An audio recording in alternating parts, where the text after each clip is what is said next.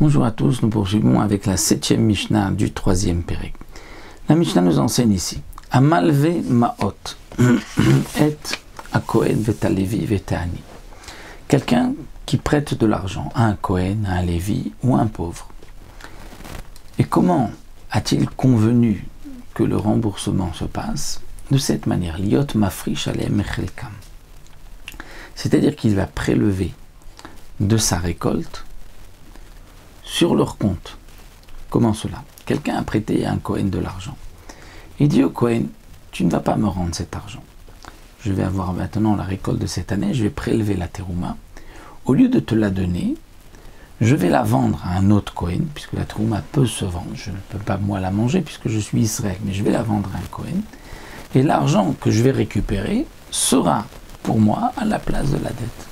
Donc toi tu ne payes pas, mais de cette manière je récupère mon argent. De même pour un Lévi, le Maaser Rishon.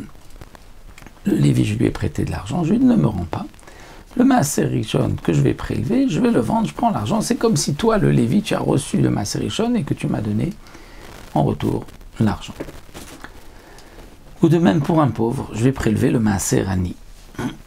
La Mishnah nous dit que ceci, bien sûr, est possible.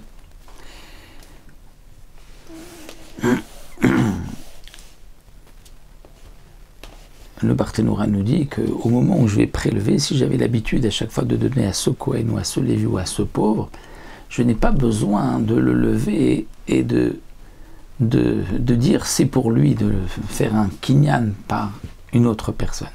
Si j'ai l'habitude de leur donner, mais si j'avais l'habitude de donner à d'autres personnes, là, je dois au moment où je prends la terouma, dire voici cette terouma c'est pour tel Kohen et maintenant je vais la vendre et garder l'argent puisque ce Kohen était d'accord, puisqu'il va ainsi payer sa dette.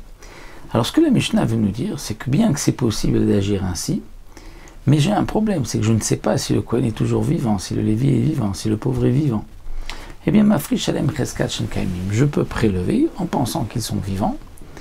Veno choshesh, je ne crains pas chez ma meta Kohen ou à Lévi, peut-être que le Kohen est mort, que le Lévi est mort, ou bien peut-être que le pauvre est devenu riche. Oyasher et Ani. Donc ce que la Mishnah veut nous enseigner, c'est, à la suite de ce que nous avons vu dans la Mishnah précédente, il y a une chazaka, une présomption qu'un homme, puisqu'il était vivant jusqu'à maintenant, il continue de l'être.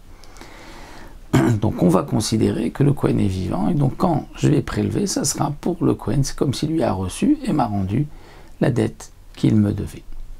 Mais si le Kohen, ou le Lévi, ou le pauvre sont morts, alors dans ce cas-là, je dois demander la permission des héritiers, qui eux ont hérité un terrain qui était hypothéqué pour la dette. Donc il faudra leur demander, est-ce que eux sont d'accord de payer la dette? Ils doivent payer la dette puisqu'ils ont reçu un terrain. Normalement, les héritiers n'ont pas besoin de payer les enfants une dette de leurs parents, sauf si le père a laissé un terrain, donc le terrain est hypothéqué pour la dette. Donc si celui qui a emprunté est mort, le Kohen ou le Lévi ou le pauvre, il faudra demander aux héritiers.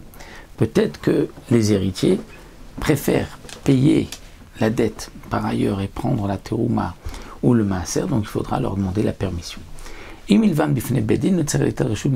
le cas où on a prêté devant un beddin, alors dans ce cas-là, il n'est pas nécessaire de demander la permission aux héritiers, puisque c'était devant le beddin une condition qui avait été émise dès le début, qu'ils payeront de cette manière-là. Donc là, même si ensuite ils sont morts, on continuera sans demander la permission aux héritiers.